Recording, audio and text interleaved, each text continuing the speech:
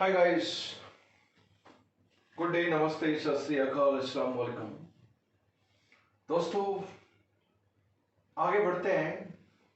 एक छोटा सा topic, percentage of available chlorine, percentage बोल दो, percentage available chlorine from bleaching powder sample. Bleaching powder का फॉर्मूला CaOCl2 होता है, आप लोग जानते हैं। इससे क्लोरीन अवेलेबल होती है। अगर ब्लीचिंग पाउडर को किसी हम डाइल्यूट एसिड या CO2 के साथ रिएक्ट करवाते हैं तो एसिडिक मीडियम में ब्लीचिंग पाउडर Cl2 अवेलेबल करवाता है, क्लोरीन गैस अवेलेबल करवाता है। अब उस क्लोरीन गैस का एस्टिमेशन कैसे करेंगे वो हम नेक्स्ट स्टेप देखेंगे। तो सबसे पहले ब्लीचिंग पाउडर को अगर आप dilute acid solution, dilute H2SO4, dilute HCl, dilute HI और डाइल्यूट एसिटिक एसिड, हम डाइल्यूट एसिड सॉल्यूशन में रखें ब्लीचिंग पाउडर को तो Cl2 अवेलेबल हो जाती है। और CO2 भी एसिडिक ऑक्साइड है, वो भी एसिडिक नेचर है। तो चाहे डाइल्यूट एसिड हो, dilute H2SO4, dilute acetic acid, dilute HCl, या फिर एसिडिक ऑक्साइड हो, यानी कि एसिड के साथ ब्लीचिंग पाउडर, ये ब्लीचिंग पाउडर हो गया। ब्लीचिंग पाउडर सैंपल में तो ब्लीचिंग पाउडर भी होगा CaOCl2 और कुछ इम्प्योरिटी भी हो सकती है। इम्प्योरिटी को हम अपनी तरफ से नॉन रिएक्टिव लेके चलेंगे हरदम। तो bleaching powder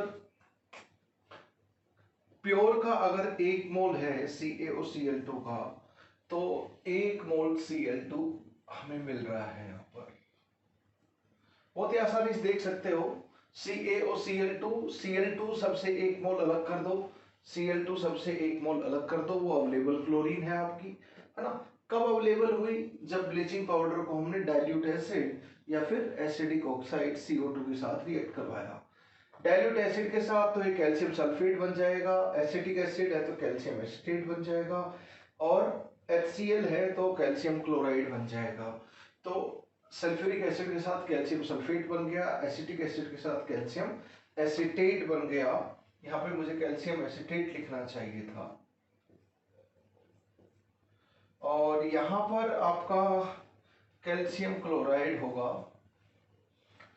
H2O plus Cl2। तो calcium acetate, calcium chloride, HCl है तो acetic acid, calcium acetate, sulphuric calcium sulphate, H2 रहेगा और 1 मोल Cl2। तो 1 मोल ब्लीचिंग पाउडर से 1 मोल Cl2 अवेलेबल हुई। तो ब्लीचिंग पाउडर को अगर हम एसिडिक विद डाइल्यूट एसिड के साथ ट्रीट करें या CO2 के साथ ट्रीट करें तो क्लोरीन अवेलेबल हो जाती है। This is the first thing to understand the percentage of available chlorine from bleaching powder sample। तो क्या अगर हम ब्लीचिंग पाउडर को, ब्लीचिंग पाउडर सैंपल में ब्लीचिंग पाउडर प्योर होगा प्लस इम्प्योरिटी होगी, इम्प्योरिटी को इनर्ट मानेंगे हम, ब्लीचिंग पाउडर जो प्योर है उसका 1 मोल Cl2 अवेलेबल करवाता है। ठीक है, 1 मोल Cl2 अवेलेबल करवाता है। कब? जब उसको डाइल्यूट एसिड या फिर CO2 के साथ ट्रीट करते हैं। First point is this. अब परसेंटेज ऑफ अवेलेबल क्लोरीन होता क्या है कि ब्लीचिंग पाउडर सैंपल है जिसमें ब्लीचिंग पाउडर है और वो है, टोटल सैंपल का जो भी मास है उससे CaOCl2 से जो Cl2 मिलेगी उसका वेट, ये परसेंटेज अवेलेबल क्लोरीन में कौन सा परसेंटेज है? परसेंटेज बाई मास और परसेंटेज बाई वेट है। तो परसेंटेज ऑफ अवेलेबल क्लोरीन में कितना क्लोरीन अवेलेबल हुआ, कब? डाइल्यूट एसिड या फिर CO2 के साथ ट्रीट करने पर। पूरा ब्लीचिंग पाउडर सैंपल क्या था? ब्लीचिंग पाउडर प्योर कितना है प्लस इंप्योरिटी, पूरा सैंपल का मास ब्लीचिंग पाउडर मल्टीप्लाइड बाय 100। तो ये weight divide by total weight of sample multiplied by 100 है, जिसको बोलेंगे परसेंटेज ऑफ अवेलेबल क्लोरीन। ये परसेंटेज कौन सा है? परसेंटेज बाय मोल है, परसेंटेज बाय मास है? ये परसेंटेज बाय मास या परसेंटेज बाय वेट है, राइट। तो ब्लीचिंग पाउडर सैंपल को अगर हम डाइल्यूट एसिड और CO2 के साथ ट्रीट करवाएं तो वो क्लोरीन अवेलेबल करवाता है। कितना ग्राम क्लोरीन अवेलेबल हुआ आउट ऑफ कितना ग्राम ब्लीचिंग पाउडर टोटल सैंपल, उसी को परसेंटेज के टर्म में हम एक्सप्रेस कर दें तो percentage available chlorine from bleaching powder sample आ जाते हैं। ठीक है, 1 मोल प्योर ब्लीचिंग पाउडर से 1 मोल CaOCl2 से 1 मोल Cl2 अवेलेबल, यानी कि जो भी क्लोरीन है सारी Cl2 की फॉर्म में अवेलेबल हो जाती है जैसे ही डाइल्यूट एसिड या CO2 के साथ ब्लीचिंग पाउडर सैंपल को आप ट्रीट करते हो। अब ये क्लोरीन जो अवेलेबल हुई उसको हम एक्सपेरिमेंटली कैसे एस्टिमेट करेंगे, तो ये है एस्टिमेशन ऑफ अवेलेबल क्लोरीन। बहुत सिंपल है, बहुत ही सिंपल है। क्लोरीन ऑक्सीडाइजिंग एजेंट है, आयोडाइड को I2 में ऑक्सीडाइज कर देता है, तो ये आपका ऑक्सीडाइजिंग एजेंट हो गया। I नेगेटिव को I2 में ऑक्सीडाइज कर दिया। अब आयोडीन कितना प्रोड्यूस हुआ उसके लिए हम हाइपो का सॉल्यूशन यूज करते हैं। हाइपो का सॉल्यूशन मान लीजिए इसकी नॉर्मलिटी और वॉल्यूम ये है V।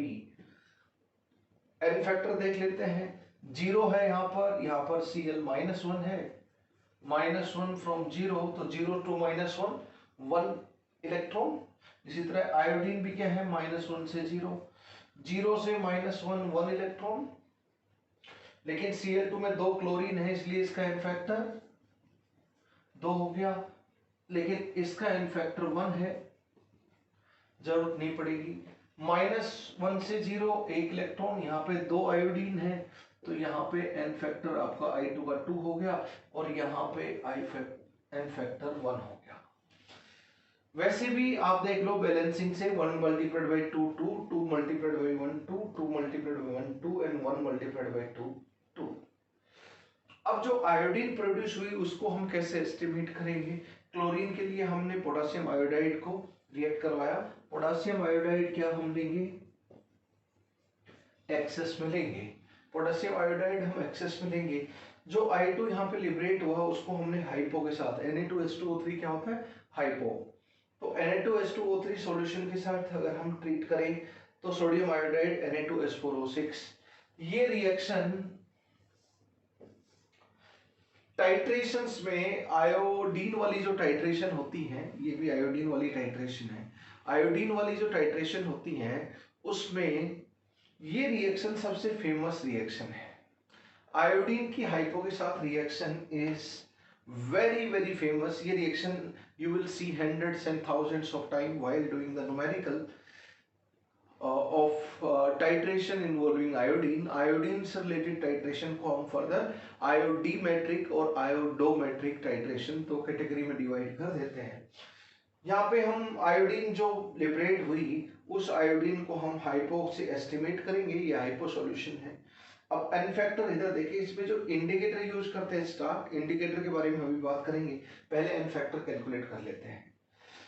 बताओ बच्चों, आयोडीन इधर क्या है, -1 में है, यहाँ आयोडीन -1 में है, यहाँ 0 में है, तो बताओ 0 से -1 1, तो एन फैक्टर कितना रह गया, इधर 2 आयोडीन है तो 2 हो गया। अब हाइपो का एन फैक्टर कितना रहेगा, यहाँ पे Na2H2O3 से उधर क्या बन रहा है, सोडियम टेट्राथायोनेट, हम पहले कैलकुलेट कर चुके हैं। इसका ऑक्सीडेशन नंबर और इसका ऑक्सीडेशन नंबर आप जानते हो, 2 से 2.5 हाफ इलेक्ट्रॉन, यस और नो। लेकिन 2 सल्फर हैं तो इसका एन फैक्टर क्या हो जाएगा, हाफ इलेक्ट्रॉन मल्टीप्लाइड बाई 2, तो इसका एन फैक्टर 1। इसका एन फैक्टर क्या हो जाएगा, हाफ इलेक्ट्रॉन एक का है लेकिन 4 सल्फर है इधर, 4 से मल्टीप्लाई करोगे तो 2, तो इसका एन फैक्टर यहाँ पे 2 आ जाएगा और इसका एन फैक्टर यहाँ पे 1 आ जाएगा। तो इस वेरी फेमस रिएक्शन में हाइपो का एन फैक्टर 1 है, सोडियम टेट्राथायोनेट का एन फैक्टर 2 है। अब इसके एन फैक्टर की जरूरत नहीं है, ऐसे ही लिख दिया हमने, इसके एन फैक्टर की भी जरूरत नहीं पड़ेगी आपको। NaI का एन फैक्टर 1 हो गया, बैलेंसिंग से निकाल ही सकते हो। 1 multiplied by 2 is 2, 2 multiplied by 1 is 2, तो 2 मल्टीप्लाइड बाई 1 इज 2, 1 कोफिशिएंट है इसका, तो 1 मल्टीप्लाइड बाई 2 इज 2। इस तरह देखो, इसमें जो इंडिकेटर यूज करते हैं वो स्टार्च इंडिकेटर यूज करते हैं। क्या स्टार्च, आयोडीमेट्रिक और आयोडोमेट्रिक में स्टार्च एस इंडिकेटर यूज करते हैं। स्टार्च आयोडीन के साथ आयोडीन स्टार्च कॉम्प्लेक्स बनाती है जो ब्लू कलर का होता है। तो स्टार्च क्या करता है, आयोडीन वाली टाइट्रेशन में I2 के साथ क्या आपका कॉम्प्लेक्स बनाती है जिसको बोलते हैं स्टार्च आयोडीन कॉम्प्लेक्स।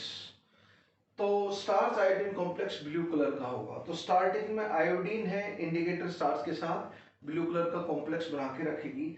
जैसे हम स्टैंडर्ड सॉल्यूशन ऑफ हाइपो के साथ आयोडीन को एस्टिमेट करेंगे तो फिर क्या होगा, धीरे धीरे आयोडीन खत्म होगी, आयोडीन खत्म होगी तो स्टार्च आयोडीन कॉम्प्लेक्स भी धीरे धीरे खत्म होगा। और जैसे जैसे टाइट्रेशन पूरी होने वाली है तो आयोडीन कितनी हुई, हाइपो के साथ हम लोग स्टैंडर्ड सॉल्यूशन ऑफ हाइपोक्यूरेट से आ रहे हैं तो सारे के सारे आयोडीन लास्ट में उसके सारे इक्विवेलेंट खत्म हो जाएंगे। अब आयोडीन नहीं तो आयोडीन स्टार्च ब्लू कलर का कॉम्प्लेक्स भी नहीं, और ब्लू कलर का कॉम्प्लेक्स नहीं तो ब्लू कलर डिसअपियर हो जाएगा। और जैसे ब्लू कलर डिसअपियर हो जाएगा तो इंडिकेटर हमें बता रहा है कि ब्लू कलर डिसअपियर होते ही इक्विवेलेंट पॉइंट आ चुका। एंड कर दीजिए, एंड पॉइंट आ चुका है। तो and point is starch iodine complex is blue coloured complex. तो जब तक आयोडीन है तब तक starch indicator starch iodine complex रखेगा और starch iodine complex blue colour का होता है। तो जैसे जैसे आयोडीन आपकी जो फर्स्ट रिएक्शन प्रोड्यूस हुई वो रिएक्ट होगी, तो जब तक हाइपो आएगा तब तक आयोडीन रहेगी, तब तक ब्लू कलर कॉम्प्लेक्स रहेगा। और जब इक्विवेलेंट पॉइंट पे आयोडीन चली जाएगी हाइपो के साथ टाइट्रेशन में, आयोडीन चली जाएगी हाइपो के साथ टाइट्रेशन में, तो ब्लू कलर डिसअपियर हो जाएगा। And point is indicated, and point कैसे इंडिकेट कर रहे हैं हम लोग, and point is indicated by disappearance of blue colour. ये ब्लू कलर किसका होता है, स्टार्च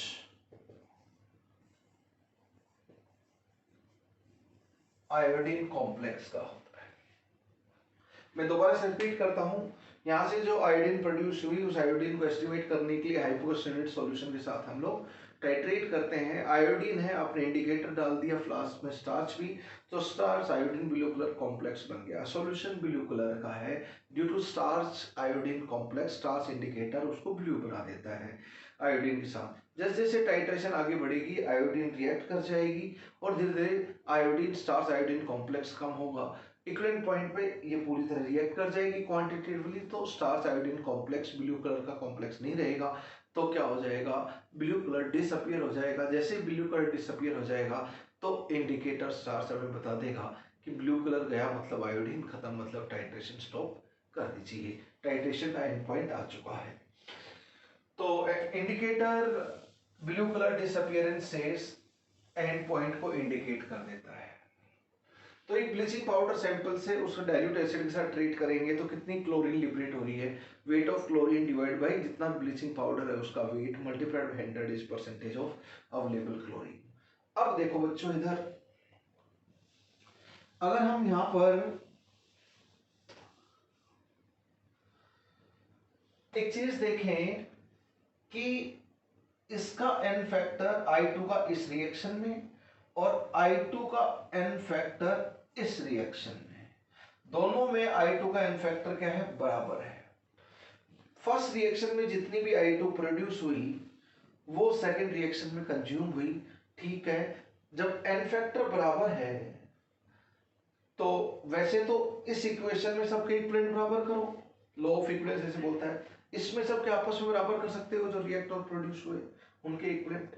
लेकिन Cl2 का हाइपो के साथ इक्विवेलेंट आप बराबर नहीं कर सकते हो। उसको बराबर करने के लिए क्या होना चाहिए, जो कॉमन केमिकल स्पीशीज, एक रिएक्शन में I2 प्रोड्यूस हुई दूसरी रिएक्शन में I2 रिएक्ट हो गई, जो कॉमन केमिकल स्पीशीज होती है उसका एन फैक्टर दोनों में क्या होना चाहिए, एक समान होना चाहिए। यहाँ पर एक समान है, इस पर्टिकुलर रिएक्शन में नहीं होगा तो नहीं करेंगे। यहाँ पे भी एन फैक्टर 2 है और यहाँ पे भी एन फैक्टर 2 है, तो एन फैक्टर 2 है तो हम डायरेक्टली कर सकते हैं कि equivalent of Cl2 produce from bleaching powder is equal to equivalent of hypo required for second reaction। तो इसके equivalent reacted is equal to इसके equivalent reacted को डायरेक्टली इक्वेट कर सकते हो।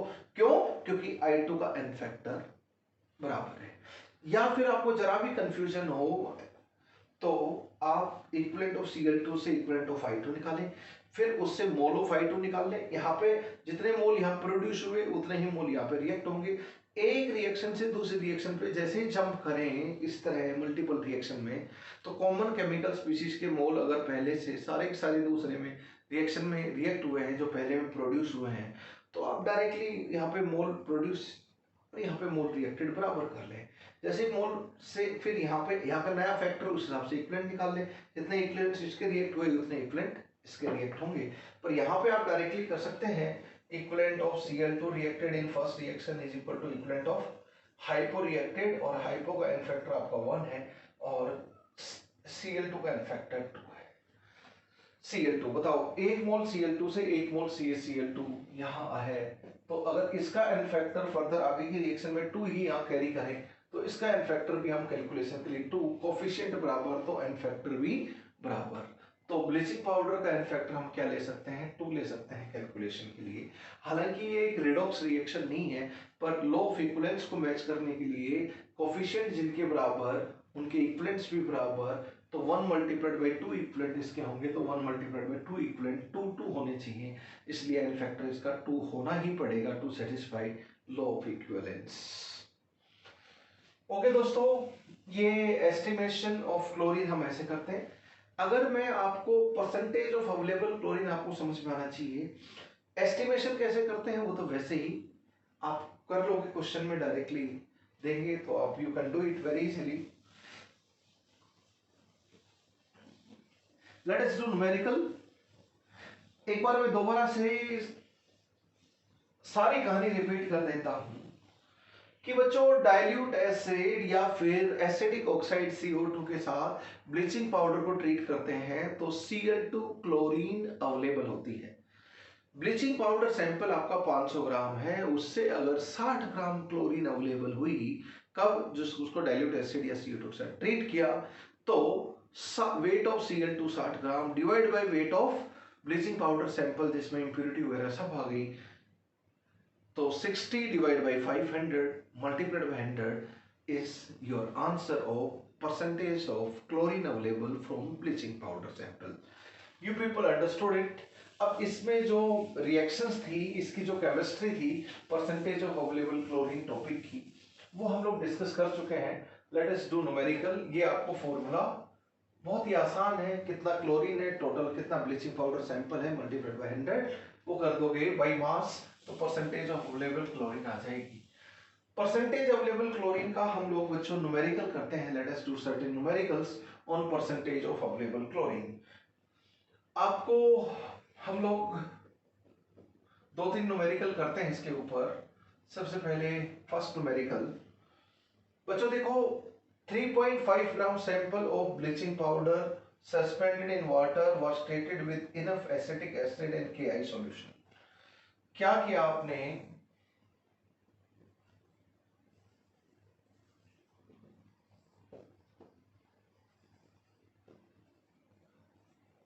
सैंपल 3.55 ग्राम है, ये टोटल ब्लीचिंग पाउडर सैंपल है 3.55 ग्राम, और ये जो ब्लीचिंग पाउडर सैंपल आपने लिया 3.55 ग्राम, that is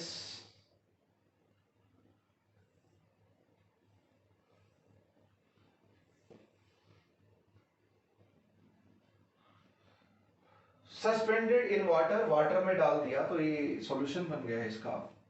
suspended in water with enough acetic acid and KI, खूब सारे पानी में डाला, इसमें कुछ एसिटिक एसिड भी पानी के साथ डाला एंड KI भी डाला, तो आप लोग समझ गए एसिटिक एसिड से इससे Cl2 मिल गया होगा, Cl2 KI के साथ I2 बना दिया होगा, ठीक है। Iodine thus liberated, iodine liberated required, जो इससे आयोडीन, इससे क्या निकलेगा आपको, इससे आयोडीन गैस पैदा होगी। Iodine liberated, iodine liberated require 80 ml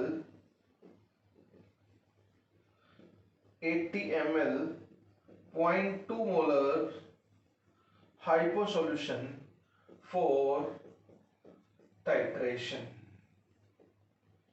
find percentage of available chlorine from the bleaching powder sample. देखो बच्चों, क्वेश्चन एक बार दोबारा से रिट्रेट कर देता हूं।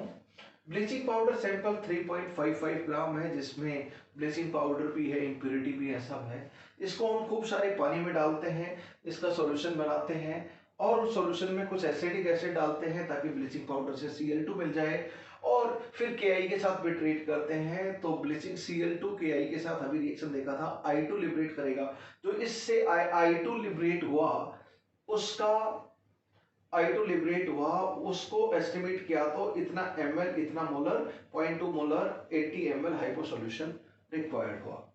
तो बस आपको पता है, यहां से जो Cl2 लिबरेट होगा ब्लीचिंग पाउडर से, Cl2 ने Ki के साथ रिएक्शन किया होगा, KCl प्लस I2 बनाया होगा, और जो I2 है वो हाइपो के साथ रिएक्ट किया होगा। ये रिएक्शन तो सबको रटी हुई होनी चाहिए। This reaction must be there. Na2S4O6 I2 2Na2S2O3। N factor अभी अभी आपने देखा था, हाइपो का इसमें 1 होता है, वेरी फेमस रिएक्शन। ये टाइट्रेशंस की one of the most famous reaction है। इतनी बार आती है आयोडीन के हाइपो के साथ रिएक्शन कि पूछो मत। हाइपो का एन फैक्टर 1 होता है इसमें, ठीक है। यहाँ पे भी एन फैक्टर आयोडीन का 2 है, यहाँ पे एन फैक्टर क्लोरीन का 2 है। इसका अमाउंट निकालना है परसेंटेज ऑफ अवेलेबल क्लोरीन के लिए। इसका दे रखा है कितना, 0.2 molar and 80 ml, 0.2 molar 80 ml इसका दे रखा है। तो अब इसका एन फैक्टर 2 है, इसका भी एन फैक्टर 2 है। अब चूंकि इन दोनों का एन फैक्टर बराबर है, इन दोनों का एन फैक्टर बराबर है, तो डायरेक्टली इक्विवेलेंट ऑफ Cl2 को इक्विवेलेंट ऑफ हाइपो, यहाँ फर्स्ट रिएक्शन में equivalent of Cl2 reacted in first reaction is equal to equivalent of hypo. क्यों? क्योंकि कॉमन केमिकल स्पीशीज का एन फैक्टर बराबर है। अगर बराबर नहीं हुआ तो इसके इक्विवेलेंट से इसके इक्विवेलेंट बराबर करो, फिर उससे मोल निकालो या मिलीमोल निकालो, वही मोल मिलीमोल यहाँ पे रिएक्ट होंगे। तो ये बात तो सही है, पर इक्विवेलेंट मत, एक वहां से निकले हुए यहाँ पे डायरेक्टली यूज मत करो। मोल या मिलीमोल में बात करो जब भी दो रिएक्शन की बात कर रहे हो जब एन फैक्टर अलग हो। फिर यहाँ मोल से यहाँ का एन फैक्टर मल्टीप्लाई करके यहाँ के इक्विवेलेंट निकाल लो, और उतने इक्विवेलेंट इस सब के इक्विवेलेंट आपस में एक रिएक्शन में तो बराबर कर सकते हो, रिएक्टेड और प्रोड्यूस इक्विवेलेंट। पर यहाँ पे n factor common chemical species का बराबर है, तो डायरेक्टली मैं कर सकता हूँ equivalent of Cl2 produce from bleaching powder is equal to equivalents of hypo. इसका एन फैक्टर 1 है और इसका एन फैक्टर 2 है।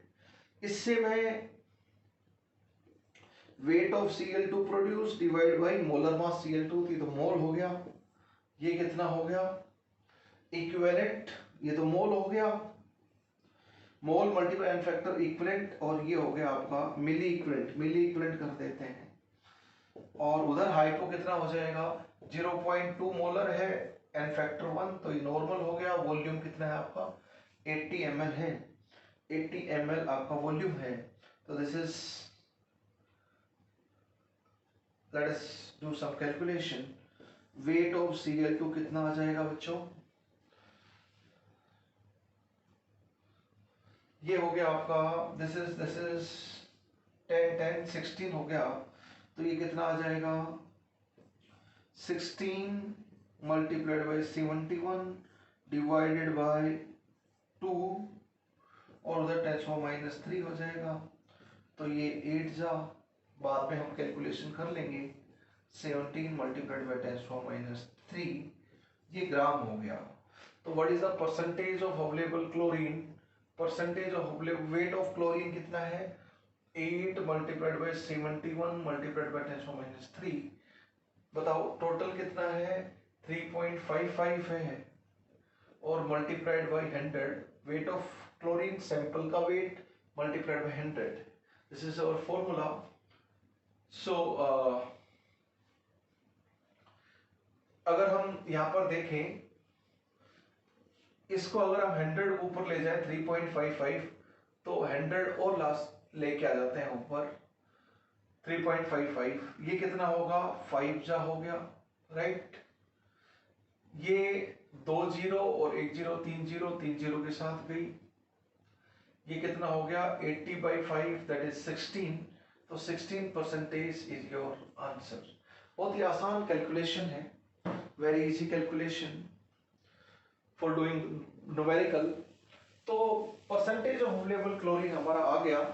इसकी जो केमिस्ट्री है वो हम एक गो में डिस्कस कर चुके हैं।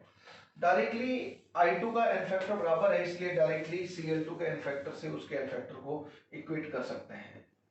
Guys and girls, let us do one more numerical on bleaching powder sample and its available chlorine. Calculate the percentage of available chlorine. Percentage of available chlorine हमें निकालना है। Chlorine in a sample of 3.55 gram of bleaching powder which is were dissolved in 100 ml of water। ये 100 ml solution बना लिया। 25 ml with this, ये 3.55 ग्राम किसमें present है? 100 ml solution में प्रेजेंट है, और इसमें डाइल्यूट एसिड रख दिया, मान लीजिए H2SO4 HCl कोई भी एसिड, डाइल्यूट एसिड बोला है बस क्वेश्चन में, ठीक है। अब क्या किया कि इसका 25 ml लिया, ये 100 ml है, अब इसका 25 ml लिया, इसका 25 ml लिया, ठीक है। 25 ml 100 ml में से solution on treatment with KI, इसका हमने KI के साथ भी KI ऐड किया, ठीक है, KI ऐड किया एक्सेस में। With treatment with excess of KI, iodine liberated, इससे जो आयोडीन प्रोड्यूस होगी, इससे जो आयोडीन प्रोड्यूस होगी which requires iodine produce required कितना 20 ml 0.125 normal hypo solution, 125 normal hypo solution। Find percentage of available chlorine, find percentage of available chlorine from the bleaching powder sample। बच्चों मैं question एक बार reiterate करता हूं for your better understanding. 3.55 gram bleaching powder sample लिया जिसमें pure और impure सब चीजें हैं, पानी डाला और सॉल्यूशन 100 ml बना दिया, डाइल्यूट एसिड भी इसमें डाला, डाइल्यूट एसिड यहाँ नहीं डाला बल्कि dilute acid KI plus dilute acid यहाँ पर ऐड किया, 25 ml ले लिया, तो उसमें ब्लीचिंग पाउडर का 100 ml में 3.55 ग्राम पूरा सैंपल है, प्योरिटी प्लस इम्प्योरिटी। 25 ml में कितना हो जाएगा? 100 ml का 1/4 इधर आ जाएगा, जितना भी ब्लीचिंग पाउडर सैंपल था उसका। उसको हमने KI और डाइल्यूट एसिड दोनों के साथ ट्रीट किया। एसिड मिलते यहाँ पे Cl2 लिबरेट होगा और KI को I2 में कन्वर्ट कर देगा। जो आयोडीन प्रोड्यूस हुई उसको टाइट्रेट किया तो 20 ml 0.125 normal hypo solution required हुआ। अब रिएक्शन यही है, जो Cl2 उसको I2 बना हमारा, और I2 से हाइपो, और हाइपो कितना है इस बार 0.125 नॉर्मल, और ये 20 ml सॉल्यूशन इस बार है। तो डायरेक्टली हम लोग 25 ml सॉल्यूशन में जितना हाइपो चाहिए, तो यहाँ पर ब्लीचिंग पाउडर, यहाँ से Cl2 क्लोरीन अवेलेबल, हम 25 ml के लिए इतना हाइपो सॉल्यूशन रिक्वायर्ड है, तो हम बोलेंगे equivalence of Cl2 is equal to equivalence of hypo. Hypo का एन फैक्टर आपका 1 है और क्लोरीन का एन फैक्टर 2 है। अब मैं हाइपो का कितना है, मोलरिटी 0.125 नॉर्मलिटी है, मोलरिटी नॉर्मलिटी बराबर है क्योंकि एन फैक्टर हाइपो का 1 है, तो ये normality multiplied by volume in ml that is 20 ml। ये किसके लिए? 25 ml bleaching powder sample solution के लिए है, तो 100 ml के लिए क्या कर दूं, डिवाइड बाय 25 मल्टीप्लाइड बाय 100, यानी कि 4 टाइम हो जाएगा। मान लो पूरा 100 ml को टाइट्रेट करते हैं तो कितना हाइपो रिक्वायर्ड होता, 25 ml के लिए इतना है तो 100 ml के लिए 4 टाइम्स, तो मैंने 100/25 यानी कि 4 टाइम्स कर दिया। तो ये 100 ml के लिए, मैं पूरी इक्वेशन किसके लिए यूज कर रहा हूँ, 100 ml के लिए यूज कर रहा हूँ। ये हो जाएगा आपका 100 ml सॉल्यूशन में, ये हो गया milli equivalent of hypo in 100 ml solution for iodine liberated from 100 ml of solution. ये हो गया इक्विवेलेंट ऑफ क्लोरीन 100 ml में पूरा कितनी लिबरेट होगी, वो हम लोग कर लेते हैं wait of chlorine divided by 71, ये तो मोल हो गया, ये मिलीमोल हो गया, और ये मिली इक्विवेलेंट हो गया। Mole millimole multiplied by n factor is milli equivalent. ठीक है, ये आपका वेट ऑफ क्लोरीन यहां से आ जाएगा, यू कैन गेट इट। देखो बच्चों, ये आ गया आपका 125 मल्टीप्लाइड बाय 2, ये डेसिमल की 3 जीरो इन 2 जीरो चली गई, तो ये आ गया आपका 25, 125 5 125, ये 10 आ गया आपका। तो वेट ऑफ क्लोरीन, इसको यहीं पर 10 लिख देता हूं मैं, राइट।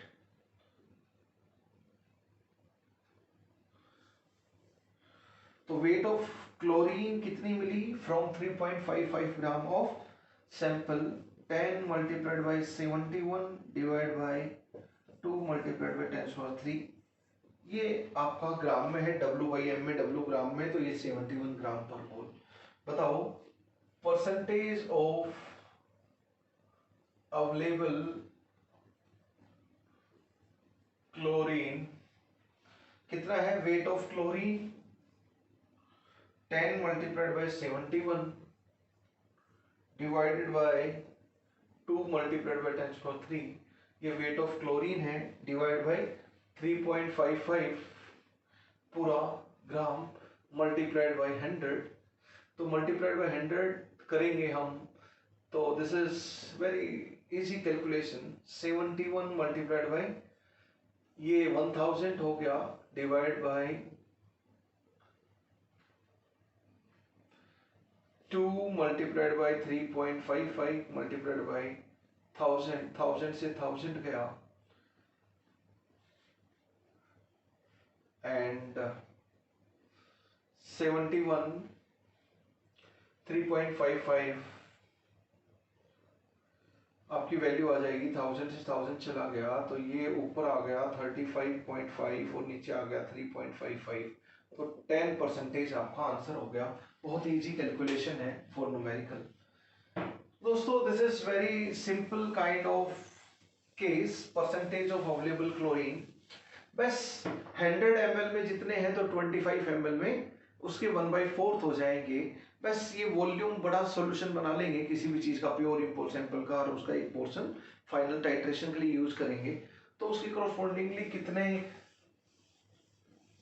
होंगे वो यूनिटरी मेथड से मोल मिलीमोल हम लोग निकाल सकते हैं। सब कॉरस्पॉन्डिंगली वॉल्यूम के रेशियो में मोल मिलीमोल रहेंगे, क्योंकि सॉल्यूशन वही है, तो मोल मिलीमोल और वेट सब कुछ सॉल्यूट का जिस रेशियो में वॉल्यूम है उसी रेशियो में मोल मिलीमोल वेट ऑफ सॉल्यूट भी रहेगा।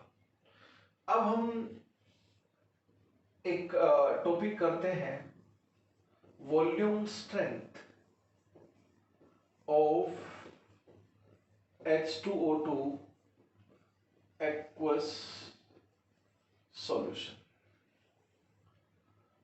Volume strength of H2O2 aqueous solution, volume strength को हम X से डिनोट कर देते हैं।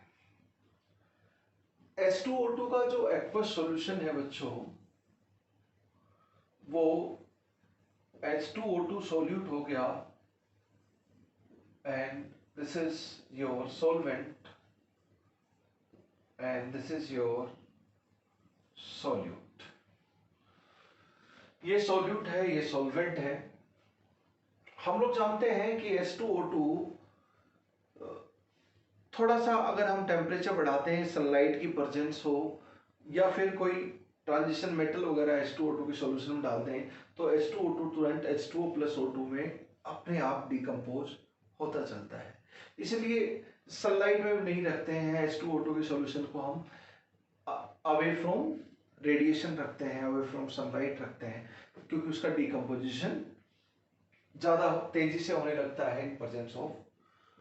अब ये H2O2 का जो डिकम्पोजिशन होता है वो H2O प्लस O2 बैलेंस करें तो कुछ ऐसा हो जाएगा। O2 गैस है और H2O2 aqueous solution.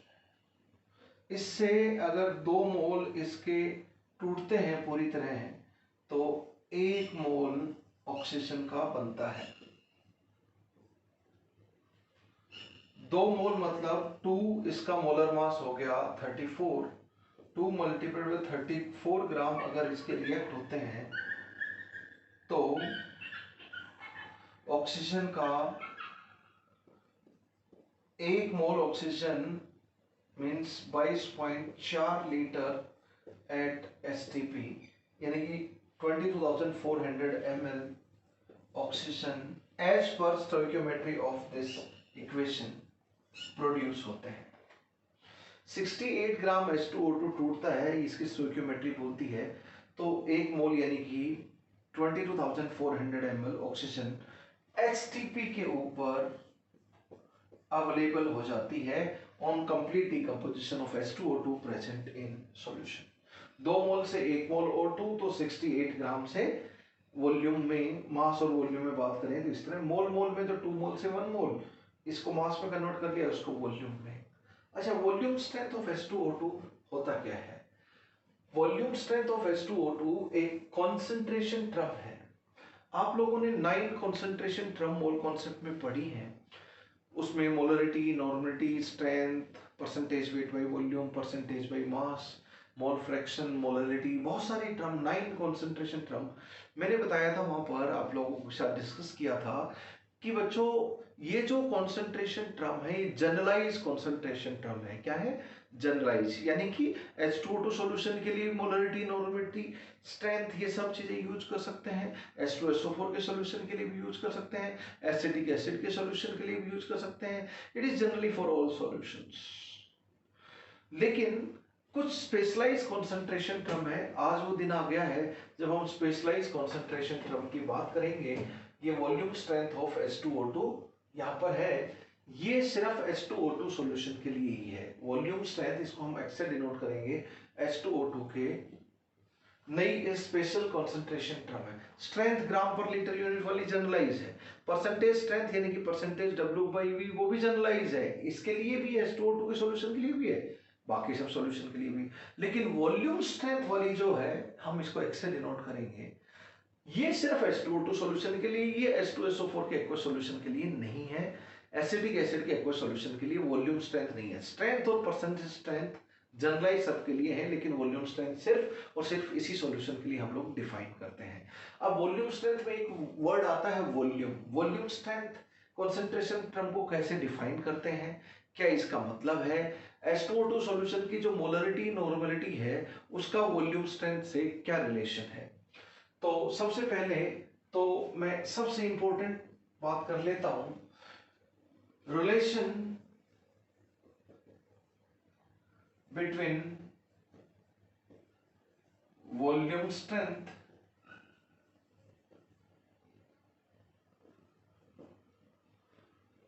And normality of H2O2 solution. जो x है that is 5.6 multiplied bye normality, और जो x है that is 11.2 multiplied by molarity. ये फॉर्मूला आपको याद होना चाहिए। अगर ये फॉर्मूला भी ध्यान है और वॉल्यूम स्ट्रेंथ की डेफिनेशन भी आपको ध्यान नहीं है तो भी आप बहुत सारे न्यूमेरिकल बिंदास कर पाएंगे, पर डेफिनेशन तो पता होना चाहिए। कैसे ये फॉर्मूला आया उसका डिस्कशन भी आपके लिए इंपॉर्टेंट है, पर सही मायने में न्यूमेरिकल करने के लिए बहुत कम इंपॉर्टेंट है। ये डायरेक्ट ये रिलेशन ध्यान है। ये क्या है? Normality of H2O2 solution. ये क्या है? आपकी मोलैरिटी ऑफ H2O2 सॉल्यूशन, और ये क्या है X, volume strength of H2O2 solution. तो H2O2 सॉल्यूशन की मोलरिटी और नॉर्मलिटी इन सबसे, और यहां पर वैलेंसी फैक्टर ऑफ H2O2 हम लोग 2 कंसीडर कर रहे हैं। क्यों? क्योंकि H2O2 जब ऑक्सीडाइजिंग एजेंट के रूप में काम करता है तो भी एन फैक्टर 2 है, और H2O2 जब रेड्यूसिंग एजेंट के रूप में भी सिर्फ काम करता है तो भी एन फैक्टर 2 है। ठीक है, सिर्फ ऑक्सीडाइजिंग एजेंट और सिर्फ रेड्यूसिंग एजेंट के इसका हम नोट लिख चुके हैं कि हाइड्रोजन पेरोक्साइड ऑक्सीडाइजिंग और रेड्यूसिंग एजेंट दोनों के रूप में काम करता है अलग अलग रिएक्शन में। चाहे ऑक्सीडाइजिंग एजेंट के रूप में काम करे किसी रिएक्शन में, या किसी रिएक्शन में सिर्फ रेड्यूसिंग एजेंट के रूप में काम करे, इसका एन फैक्टर आपको बिंदास हरदम 2 मिलने वाला है। ठीक है, तो नॉर्मलिटी को क्या लिखेंगे?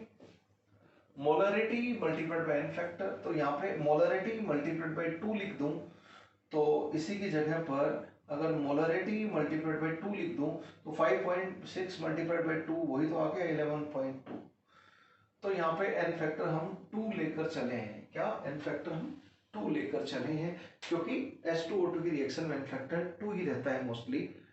हालांकि इस रिएक्शन में एन फैक्टर इसका 1 है H2O2 का, बट ये मत यूज, क्योंकि हम जो यूज करेंगे वो बाकी सब रिएक्शन के टाइट्रेशन में करेंगे। इसको छोड़ दो, ये तो सिर्फ डेफिनेशन में रिएक्शन काम आ रही है। इस एन फैक्टर का इस्तेमाल हम नहीं करने वाले क्वेश्चंस में, हम एन फैक्टर यही करने वाले हैं, इसी का इस्तेमाल करने वाले हैं 2 वाले एन फैक्टर का। तो ये दोनों फॉर्मूलाज आप ध्यान रखें, क्योंकि न्यूमेरिकल में H2O2 आपको क्या तो सिर्फ ऑक्सीडाइजिंग एजेंट के रूप में या सिर्फ रेड्यूसिंग एजेंट के रूप में ही मिलने वाला है, इसलिए इसका एन फैक्टर 2 ही रहेगा practically for numericals, for titration वाले न्यूमेरिकल्स। ठीक है, तो ये दोनों फॉर्मूला आपको ध्यान रखना चाहिए। तो वॉल्यूम स्ट्रेंथ H2O2 सॉल्यूशन की दे रखी है तो नॉर्मलिटी आ जाएगी, नॉर्मलिटी दे रखी है तो वॉल्यूम स्ट्रेंथ। H2O2 सॉल्यूशन की 9 कंसंट्रेशन टर्म आपको पता थी, अब एक 10वीं कंसंट्रेशन टर्म और ऐड कर लो।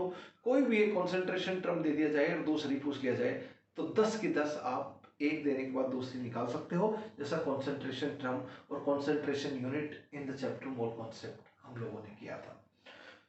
तो आप मोलरिटी और नॉर्मलिटी में तो गेम खेलना जानते हो, आपको वॉल्यूम स्ट्रेंथ दे रखा हो तो मोलरिटी और नॉर्मलिटी में कन्वर्ट कर लो और फिर गेम वैसे खेलो जैसा आज तक करते आ रहे थे न्यूमेरिकल में।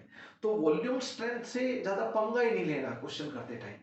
वॉल्यूम स्ट्रेंथ को आप मोलरिटी और नॉर्मलिटी में कन्वर्ट कर लो, आपके एफर्ट्स अपने आप रिड्यूस हो जाएंगे, कम हो जाएंगे। ठीक है, अब ये जस्ट मैंने इसका मैं यूज करूंगा इस फॉर्मूला के, कैसे आए फॉर्मूला जब इसका डेरिवेशन करेंगे तो we will use this data, इसलिए मैंने लिखा था। पर वॉल्यूम स्ट्रेंथ को डिफाइन कैसे करते हैं, let us define volume strength. Definition of volume strength, आपके पास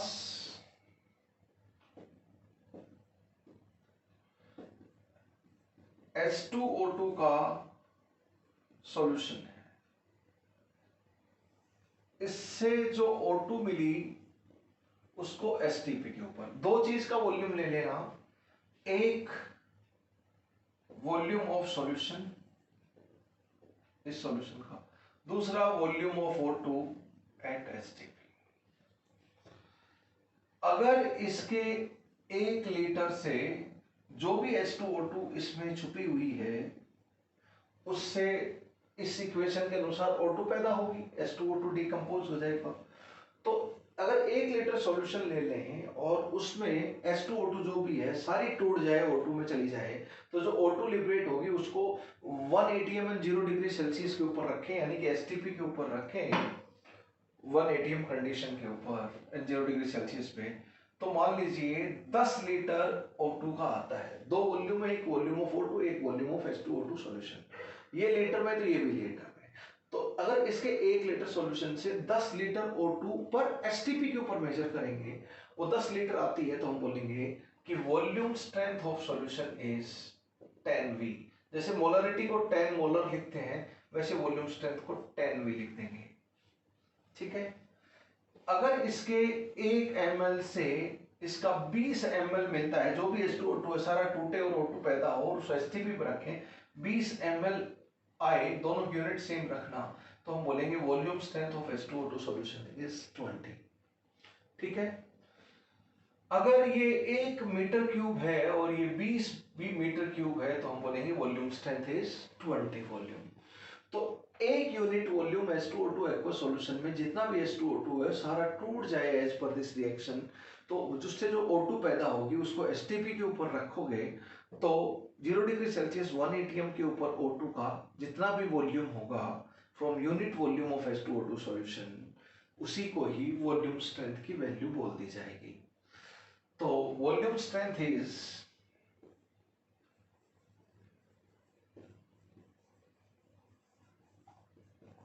x को हम कैसे डिफाइन करेंगे, volume of O2 at STP obtained by complete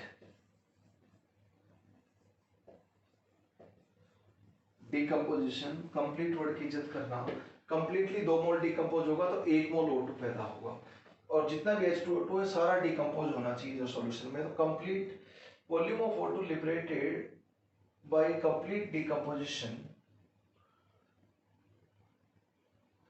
of unit volume of H2O2 या H2O2 solution, H2O2 solution. Volume of O2 at STP obtained by complete decomposition of unit volume of H2O2 solution. किसका complete decomposition, H2O2 solution में H2O2 solute है उसका decomposition. ऐसे लिख लो, complete decomposition of H2O2 present in unit volume of H2O2 solution, you will understand better. ठीक है, ये इसकी डेफिनेशन है। यहाँ पे 2 वॉल्यूम है डेफिनेशन में, एक H2O2 सॉल्यूशन का, दूसरा ऑक्सीजन गैस जो H2O2 के डिकम्पोजिशन के बाद पैदा होती है। 2 मोल H2O2 से 1 मोल O2 पैदा होती है, इस चीज का जरा ध्यान रखना। ये रिएक्शन भी आपको यूज करनी पड़ सकती है। वॉल्यूम स्ट्रेंथ ऑफ H2O2, इस रिएक्शन, ये केमिकल रिएक्शन है जो volume strength of H2O2 define करने के लिए हम लोग यूज करते हैं। ठीक है, तो 2 वॉल्यूम है इसकी डेफिनेशन में, एक volume of O2 but STP के ऊपर, दूसरा volume of H2O2 solution.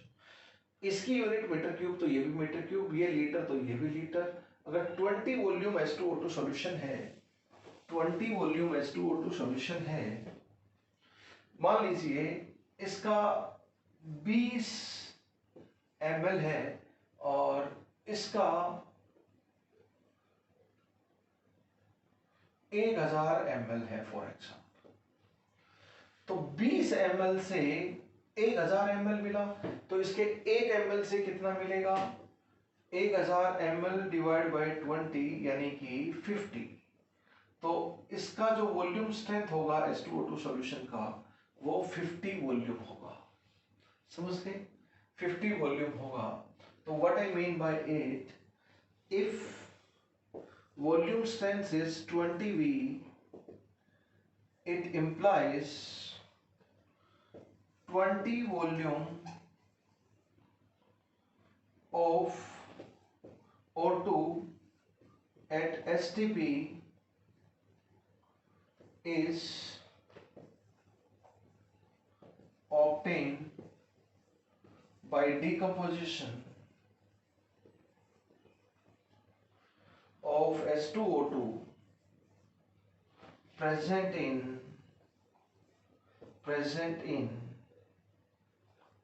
unit volume of H2O2 solution। ये डेफिनेशन है H2, तो 20 वॉल्यूम है, तो ये अगर मैं बोलूं कि ये 10 वॉल्यूम H2O2 सॉल्यूशन है, तो 10 वॉल्यूम O2 का ऑब्टेन होगा अगर H2O2 जो भी एक unit volume solution of H2O2 में जो प्रेजेंट है वो पूरी डिकम्पोज हो जाए। तो H2O2 एक यूनिट वॉल्यूम सॉल्यूशन में जो भी है वो पूरी डिकम्पोज हो जाए तो 10 वॉल्यूम। तो व्हाट इट मींस, तो मैंने इसकी डेफिनेशन आपको क्लियर कर दी। इसकी डेफिनेशन में दो वॉल्यूम है, एक O2 का प्रोड्यूस, बट वो वॉल्यूम किस पे मेजर करेंगे, पक्का STP के। दूसरा H2O2 का सॉल्यूशन का वॉल्यूम। इसकी डेफिनेशन में ये चीज आप समझ लें, ठीक है। तो डेफिनेशन होगी वॉल्यूम स्ट्रेंथ का और इंपॉर्टेंट फॉर्मूला हो गया वॉल्यूम स्ट्रेंथ का। अब इसका अगर मैं डेरिवेशन नहीं भी करवाऊं तो आपके न्यूमेरिकल आप बिंदास सारे के सारे हो जाएंगे, कोई प्रॉब्लम नहीं है। लेकिन डेरिवेशन हम एक बार देख लेते हैं। Derivation of x is equal to 5.6 multiplied by n. Derivation of x is equal to 5.6 multiplied by n. देखो x is equal to 5.6 multiplied by n, इसका डेरिवेशन हम लोग देखते हैं। तो ये वॉल्यूम स्ट्रेंथ x है, इसका मतलब क्या हुआ कि 1 ml सॉल्यूशन कौन सा, H2O2 plus water gives x ml O2 at STP।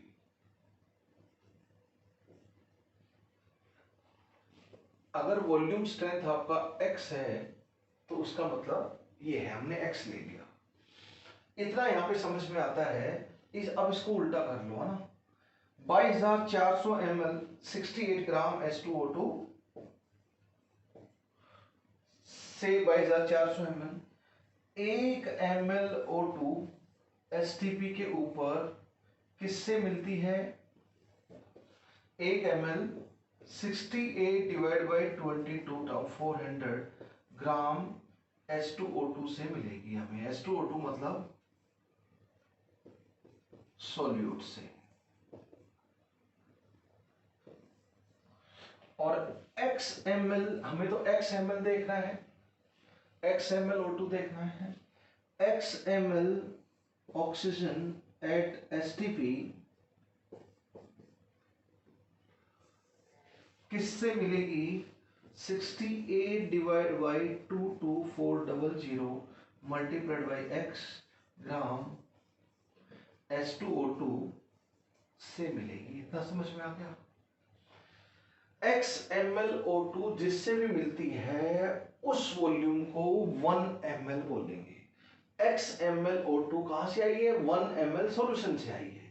और x ml O2 कहां से आई है, इधर भी x ml O2 है, इधर भी x ml O2 है। ये इतना ग्राम सॉल्यूट से आई है, ये 1 ml सॉल्यूशन से आई है। यानी कि 1 ml सॉल्यूशन में इतना ग्राम सॉल्यूट होगा। इन दोनों इंफॉर्मेशन को कोरिलेट कर लो। ये सबको समझ में आ गया। x ml O2 at STP, x ml O2 at STP, ये इतने सॉल्यूशन से आई है 1 ml से, ये इतने सॉल्यूट से आई है। यानी कि 1 ml सॉल्यूशन में इतना सॉल्यूट होगा। इसका मतलब ये हुआ, it means 1 ml solution contains 68 divide by इतना ग्राम H2O2 सॉल्यूट। अब इसको अगर हम 68 multiplied by x divide by, अब इसका अगर n फैक्टर 2 ले लें तो इक्विवेलेंट वेट ऑफ H2O2 क्या होगा, molar mass divide by 2, n factor 2 के साथ 34 डिवाइड बाई 2 यानी कि 17 हो गया। इसको हम यूज करेंगे तो ये W है ग्राम, डिवाइड बाई 17 कर दें तो ये क्या आ जाएंगे, equivalents of H2O2 solute. 1 ml solution में इतने इक्विवेलेंट हैं, तो बताओ 1000 ml यानी कि 1 लीटर सॉल्यूशन में कितना रहेगा, 68 multiplied by x divided by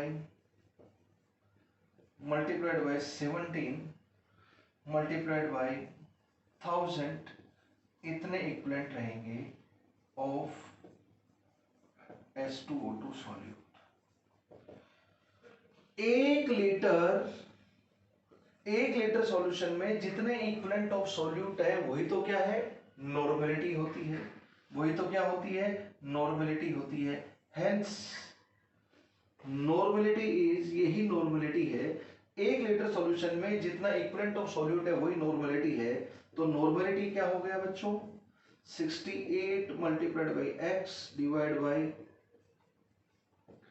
multiplied by this and further multiplied by, देखो कट पिट कर देते हैं, 17 4 जा 68, यहां पर अगर 30 अगर हम उड़ा दें तो 4 डिवाइड बाई 22.4 हो जाएगा मल्टीप्लाइड बाई x, ये क्या हो गया 1 divide by 5.6 multiplied by x इस नॉर्मेलिटी इंप्लाइज नॉर्मेलिटी इज, इससे क्या समझ में आया हमें, x is equal to 5.6 multiplied by normality, hence proved. Derivation important नहीं है आपके लिए, डेफिनेशन क्लियर होनी चाहिए। वॉल्यूम स्ट्रेंथ किसे बोलते हैं वो मैंने अच्छी तरह एक्सप्लेन की। दूसरा, ये इक्वेशन भी आपको ध्यान है, ये तो बहुत बार आ चुकी है, इसका यूज करते हैं डेफिनेशन में, इसी का यूज हो रहा है। इसी से डेफिनेशन H2O2 का जो सोल्यूट है सॉल्यूशन में, उसके 2 मोल से 1 मोल O2 प्रोड्यूस होता है, यही गेम है।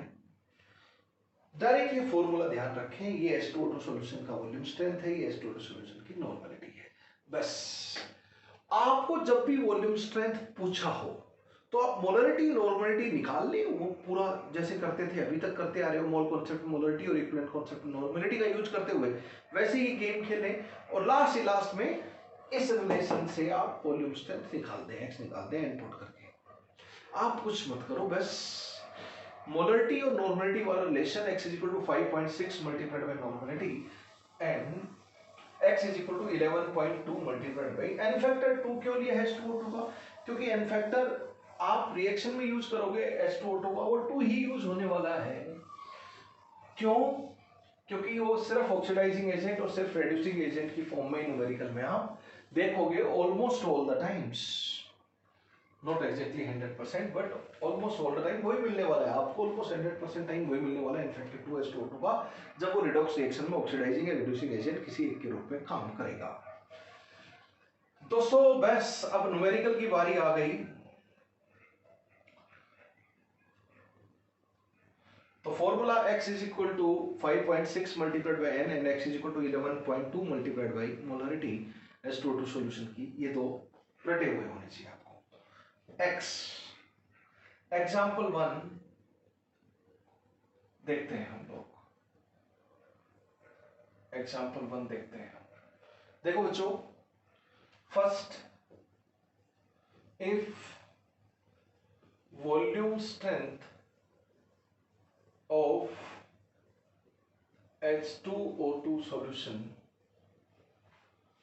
is 11.2, then find molarity, normality, strength and percentage strength of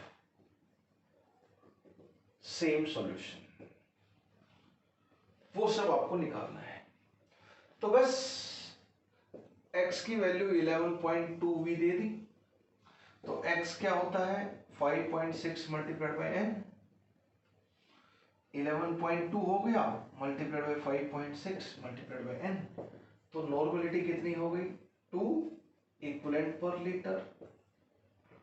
अब नॉर्मेलिटी क्या होती है, molarity multiplied by n factor, n factor हम बिंदास ये यूज करेंगे क्योंकि ऑलमोस्ट सभी रिएक्शन में ये काम आने वाला है H2O2 का। तो नॉर्मेलिटी ऑफ H2 ये हो गया मोलरिटी मल्टीप्लाइड बाय 2, तो मोलरिटी हो गया 2 मोल पर लीटर। मोलरिटी आ गया, नॉर्मेलिटी आ गया। अब आप जानते हो स्ट्रेंथ निकालना है, तो direct formula strength is equal to molarity multiplied by molecular mass of solute और strength is equal to normality multiplied by equivalent mass of solute. H3O2 का मोलर मास 34 है और n फैक्टर 2 के हिसाब से इक्विवेलेंट मास 17 है। Strength निकल जाएगी, मोलरिटी कितनी है आपकी 2 है, मोलरिटी इज 1, सॉरी 2 गया ना 1, ये आपकी 1 है और ये आपकी 2 है।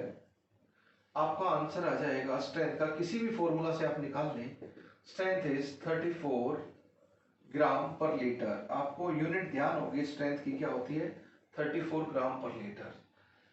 मोलरिटी आ गई, नॉर्मलिटी आ गई, स्ट्रेंथ आ गई। अब परसेंटेज स्ट्रेंथ निकालेंगे, तो बताओ स्ट्रेंथ क्या होती है, सारे फॉर्मूलाज यूज करो जल्दी जल्दी। मल्टीप्लाइड बाय 10, बाय डेफिनेशन तो आप जानते ही हो, स्ट्रेंथ की वैल्यू 34 पुट कर दो, percentage strength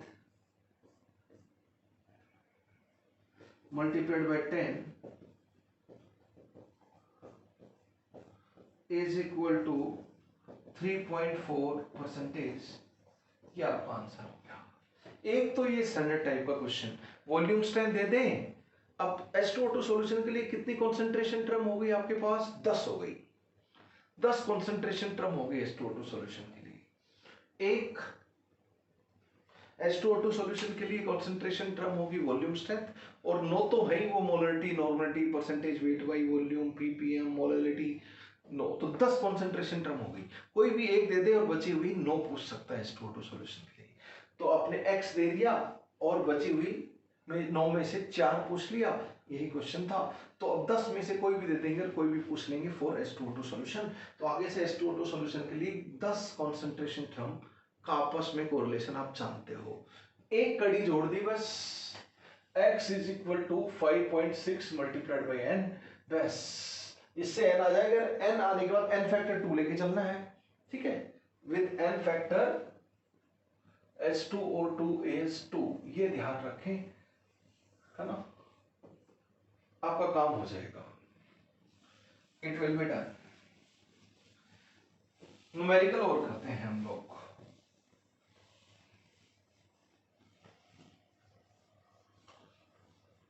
next numerical, numerical number 2, आपके पास एक सॉल्यूशन है,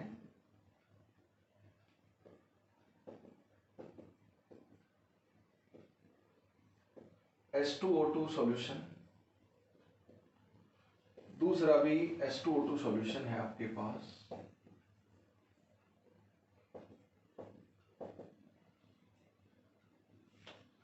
और तीसरा भी H2O2 सॉल्यूशन है।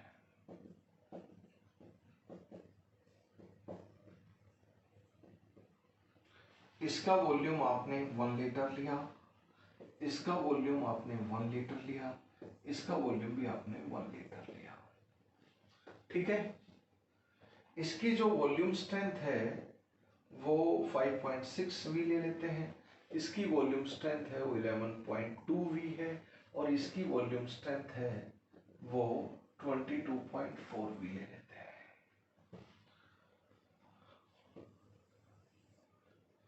हमने तीनों सॉल्यूशंस को मिक्स कर दिया, तो फाइनल सॉल्यूशन का वॉल्यूम कितना हो गया, 3 लीटर, ठीक है। अब इसकी बतानी है कि इसकी वॉल्यूम स्ट्रेंथ कितनी होगी इस H2O2 सॉल्यूशन की। What is the volume strength of H2O2 solution. मैंने क्या बोला, आप वॉल्यूम स्ट्रेंथ के चक्कर में फंसो ही मत, तुरंत मोलरिटी और नॉर्मलिटी पे आ जाओ। तो इधर क्या हो जाएगा, एक फॉर्मूला लगाएंगे, x is equal to 5.6 multiplied by n, तो ये x1 तो n1, ये कितना हो गया 5.6 मल्टीप्लाइड बाई n1, तो n1 कितना आ गया 1, तो इसका नॉर्मलिटी कितनी आ गई 1, ठीक है। दूसरे के लिए देखते हैं x2, तो दूसरे की नॉर्मलिटी आ जाएगी, ये कितना आ गया 11.2, तो n2 की वैल्यू कितनी आ गई ब्रदर, 2 इक्विवेलेंट पर लीटर, 2। तीसरे सॉल्यूशन के लिए देखेंगे तो उसकी नॉर्मलिटी तो उसकी वॉल्यूम स्ट्रेंथ दैट इज 22.4, तो ये N3 आ गया आपका 4, तो N3 हो गया आपका 4, है ना, 4 नॉर्मल नॉर्मल नॉर्मल, इक्विवेलेंट पर लिखो या नॉर्मल लिखो। अब देखो नॉर्मलिटी क्या होती है, मोलरिटी मल्टीप्लाइड बाई 2, तो मोलरिटी कितनी हो जाएगी, हाफ मोलर, इसकी मोलरिटी कितनी हो जाएगी 1 मोलर, और इसकी मोलरिटी कितनी हो जाएगी 2 मोलर। अब मिक्सिंग में बताओ इसमें कितने मिली इक्विवेलेंट आ गए, milli equivalent molarity multiplied by volume in ml m1v1, इसके m2v2, इसके m3v3। अब इक्वेशन ऑफ मिक्सिंग जानते हो, व्हाट इज, इसकी नॉर्मलिटी हम लोग देख लेते हैं और मोलरिटी। तो normality of resulting solution multiplied by volume of resulting solution क्या लिख सकते हैं, n1v1 n2v2 n3v3, आप लोग जानते ही हैं। वो जो आप इक्विवेलेंट कॉन्सेप्ट में कर रहे थे वो करें, एज सिंपल एज दैट। या फिर m multiplied by v resulting solution का क्या लिख सकते हैं, m1v1, इक्वेशन ऑफ मिक्सिंग आप लोग जानते ही हैं, m3v3, सारे वॉल्यूम की यूनिट सेम होनी चाहिए, बस v इधर ले आए तो किसी भी एक फॉर्मूला को यूज करें, आपका मन है उससे किसी भी एक फॉर्मूला को यूज करें। तो मान लीजिए मैं ऊपर वाले फॉर्मूला को यूज करता हूं, तो बताओ n1 कितना है मेरा 1 वॉल्यूम 1, n2 कितना है मेरा 2 वॉल्यूम 1, n3 कितना है मेरा, n3 मेरा कितना है 4 volume 1 divide by v1 plus v2 plus 4 2 6 और 1 7/3 नॉर्मल आ गया, ठीक है। नॉर्मलिटी ऑफ रिजल्टिंग सॉल्यूशन बोल देते हैं, molarity of resulting solution, volume strength of resulting solution. Molarity of resulting solution यहां से भी निकाल सकते हो, नॉर्मलिटी क्या होती है रिजल्टिंग सॉल्यूशन की, तो मोलरिटी ऑफ रिजल्टिंग सॉल्यूशन, तो नॉर्मलिटी ऑफ रिजल्टिंग सॉल्यूशन कितनी है आपकी 7/3, तो molarity of resulting solution multiplied bye 2, तो मोलरिटी ऑफ रिजल्टिंग सॉल्यूशन कितना आ गया 7/6 मोलर आ गया।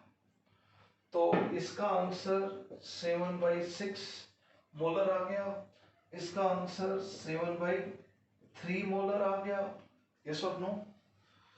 अब वॉल्यूम स्ट्रेंथ भी निकल जाएगा, जब नॉर्मलिटी निकल गई तो वॉल्यूम स्ट्रेंथ कैसे निकलेगा, x of resulting solution is equal to 5.6 multiplied by normality of resulting solution, ये 5 नॉर्मलिटी कितनी आई, नॉर्मलिटी कितनी आई 7/3, तो what is the value 5.6 multiplied by 7/3,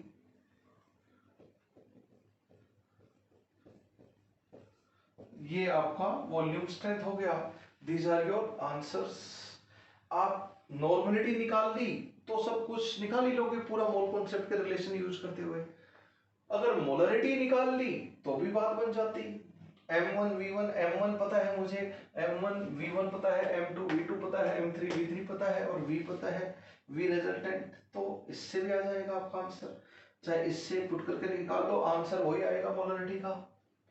क्या m1 कितना है मेरा हाफ, v1 1, m2 कितना है मेरा 1, ये भी 1, m3 कितना है मेरा 2, ये भी 1 डिवाइड बाई 3, तो ये कितना आया 213, ये 3.5, तो दिस इज 7/6 मोलर आ गया, और यहां पर भी कितना आया था 7/6, anyway you can do it. तो क्या सीखा इस क्वेश्चन से हमने, इस क्वेश्चन से क्या सीखा हमने, इस क्वेश्चन से ये सीखा, ये तो n1 v1 इक्विवेलेंट्स हैं H2O2 के सॉल्यूशन में, N2O2 H2O2 सॉल्यूट के इक्विवेलेंट्स इसमें, N3V3 इक्विवेलेंट्स ऑफ सॉल्यूट इसमें है, सब इक्विवेलेंट्स हैं आपके। नॉर्मलिटी आ गया आपका तो इससे क्या है कि आप वॉल्यूम स्ट्रेंथ दे रखी है तो उसमें गेम ही मत खेल लो, मोलरिटी या नॉर्मलिटी में कन्वर्ट कर लो और फिर मोल कॉन्सेप्ट और इक्विवेलेंट कॉन्सेप्ट में जो हम रिलेशन यूज करते थे, यहाँ मिक्सिंग हो रही है तो मिक्सिंग का रिलेशन, ये इक्विवेलेंट कॉन्सेप्ट ये मोल कॉन्सेप्ट में आप लोग जानते ही हो, ये दोनों रिलेशन, ये मोल कॉन्सेप्ट का मोलरिटी में और ये इक्विवेलेंट कॉन्सेप्ट का नॉर्मलिटी में। ये क्या है, equivalence of solute in 3 solution का summation is equal to NRVR, मतलब equivalent of solute and resulting solution. ये मोल्स ऑफ सॉल्यूट इन 3 का summation is equal to moles of NRVR, क्या हो गया, moles of solute in resulting solution. Moles का conservation and equivalence का conservation की equation है ये, राइट। इसमें मैं थोड़ा सा ऑल्टरेशन कर दूं, let me do small alteration as question number 3। मैं बोलता हूं यहां पे एक सॉल्यूशन आपका मिल गया and further 7 litre water add कर दिया, तो बताओ अब क्या होगी, तो बताओ अब क्या होगी। तो क्या करेंगे, equivalence of H2O2 from this N1V1 N2V2, तो ये इक्विवेलेंस टोटल कितने आ जाएंगे बटे में इसका वॉल्यूम इस बार कितना हो गया 7 लीटर, 3 लीटर 1 1 और 1 3 लीटर 7 लीटर डाइल्यूशन, तो टोटल इस बार 10 हो गया। तो क्या हो जाएगा, नॉर्मलिटी ऑफ रिजल्टिंग सॉल्यूशन ये हो जाएगा बिल्कुल N1V1 N2V2 N3V3, ये तो इक्विवेलेंट हो गए, divide by volume of resulting solution हम यूज करेंगे, तो ये इक्विवेलेंट बटे में volume in litre is equal to normality. Resulting solution में कितने इक्विवेलेंट हैं, जितने यहां से आए यही, और वॉल्यूम ऑफ रिजल्टिंग सॉल्यूशन इस बार कितना हो गया 10, तो ये कितना हो गया 4 2 6 1 7, 7/10 हो गया इस बार नॉर्मलिटी। मोलरिटी निकालनी हो तो भी आप डायरेक्टली इसी तरीके से निकाल सकते हैं, सभी H2O2 के मोल्स तीनों से इतने इतने आए वही सेम है। वॉल्यूम क्या हो गया इस बार 10 हो गया, तो 2 3.5 हो गया, 2 1 3 3.5, 7/2 हो गया तो 7/20 हो जाएगा मोलरिटी। या फिर इस नॉर्मलिटी से निकाल लो molarity multiplied by n factor क्या लेके चलना है H2O2 का 2। तो this is again the question of H2SO4।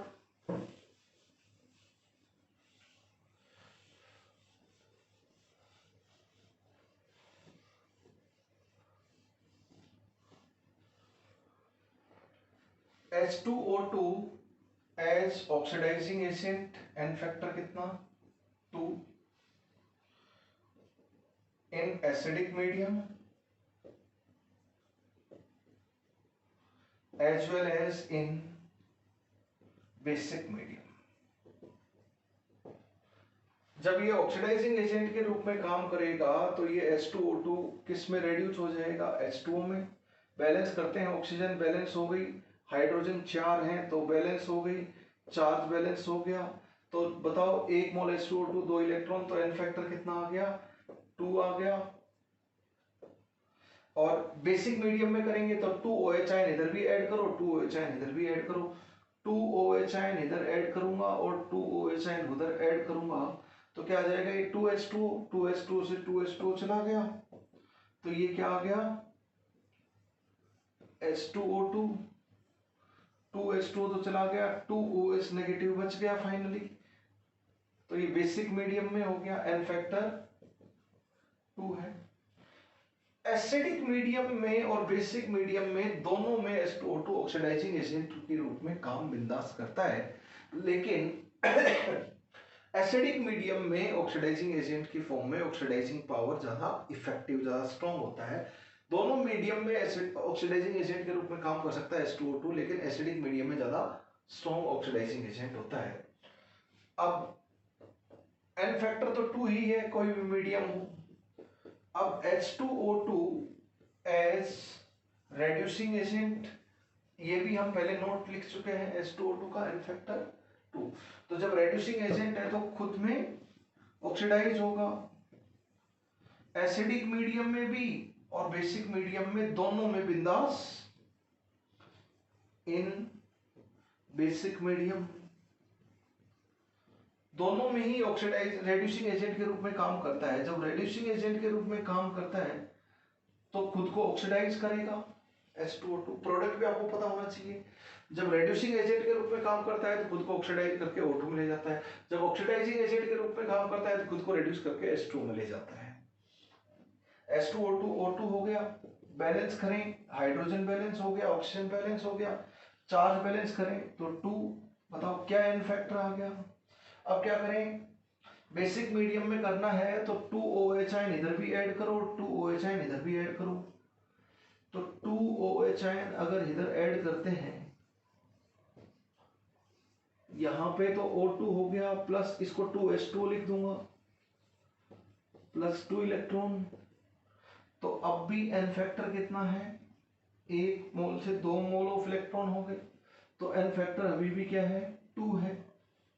N factor क्या है, अभी भी 2 है।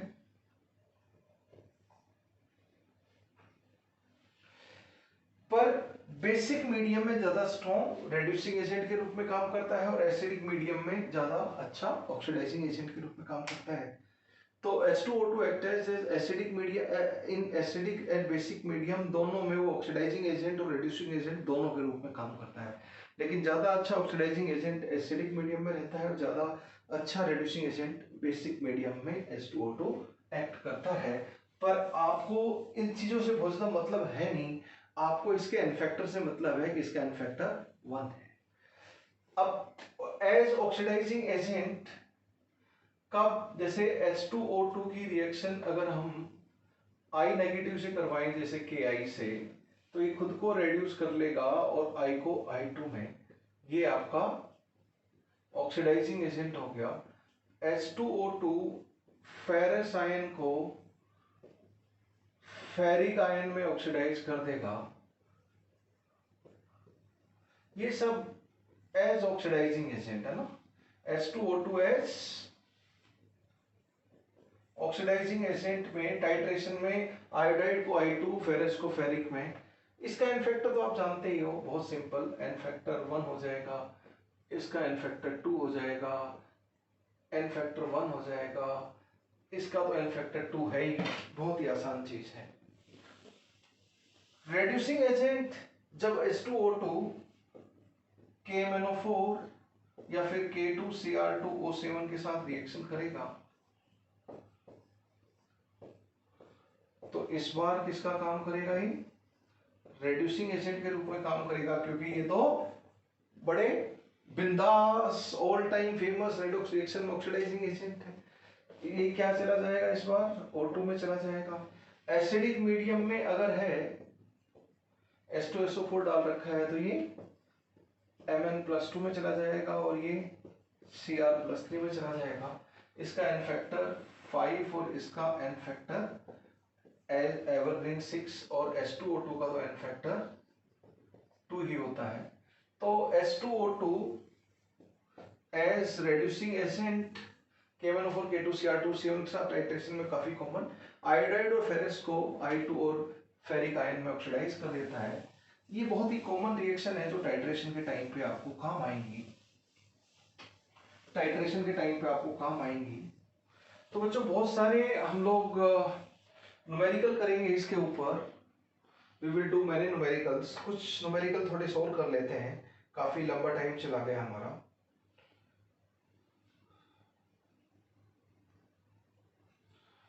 Twenty ml of H2O2 after acidification with direct H2SO4 require 20 ml H2O2 solution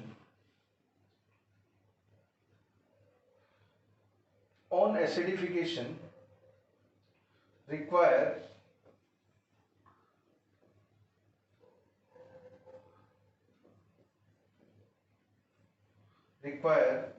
30 ml of N by 12 KMnO4 solution on acidification for complete oxidation of H2O2 solution. Find strength of, find volume strength and strength of H2O2 solution. Taken. Volume strength और strength दोनों बतानी है H2O2 solution की। तो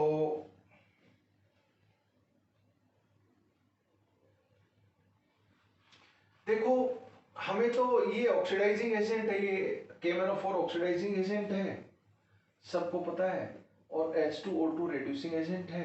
बहुत ही आसान है, कोई नई चीज नहीं है। KMnO4 टाइट्रेशन में हम लोग जानते हैं H2O2 को O2 में कन्वर्ट कर देता है। एसिडिक मीडियम में है तो ऐसा हो जाएगा, ये O2 में चला जाएगा, H2O2 का इनफैक्टर बिंदास इतना, और +2 में जा रहा है तो इसका इनफैक्टर इतना। H2O2 के बारे में इंफॉर्मेशन पूछी है और इसके बारे में इंफॉर्मेशन दे रखी है सॉल्यूशन स्ट्रेंथ। इसका स्टैंडर्ड सॉल्यूशन है N/12। तो मैं बात करूंगा milliequivalent of oxidant is equal to milliequivalent of reductant, milliequivalent of KMnO4 reacted is equal to milliequivalent of H2O2 reacted. N factor जरूर लिख लिया करो, बाकी चीजें बहुत आसान है। KMnO4 का कितना हो गया, नॉर्मलिटी इतना है, multiplied by volume in ml 30 हो गया। इसका कितना हो जाएगा, normality of H2O2 solution multiplied by volume 20 हो गया। ये हो गया normality is 1/8 equivalent per litre आ गई। तो नॉर्मलिटी ये आ गई, तो x कितना आ जाएगा, 5.6 मल्टीप्लाइड बाय नॉर्मलिटी, तो x कितना आ गया 5.6 मल्टीप्लाइड बाय 8, तो 5.6 मल्टीप्लाइड बाय 8 वॉल्यूम आपका वॉल्यूम स्ट्रेंथ आ गया। अब वॉल्यूम स्ट्रेंथ आ गया तो स्ट्रेंथ मल्टीप्लाइड बाय ये आ जाएगा, तो आपका स्ट्रेंथ भी आ जाएगा, सॉरी ये आ गया इतना, नॉर्मलिटी आ गया, तो वॉल्यूम स्ट्रेंथ, स्ट्रेंथ क्या हो गया, normality multiplied by equivalent mass वो 17 है, यहां से नॉर्मलिटी पुट करोगे स्ट्रेंथ आ जाएगी ग्राम पर लीटर में। You can do calculation further, बहुत ही आसान है। Equivalent of oxidising agent and equivalent of reducing agent बराबर कर देंगे। रिडॉक्स टाइट्रेशन का क्वेश्चन है, बहुत सिंपली आपसे हो जाएगा। एक क्वेश्चन और कर लेते हैं in continuation, then it will be over. काफी लंबा लेक्चर हो गया हमारा, 1-2 lecture. Next is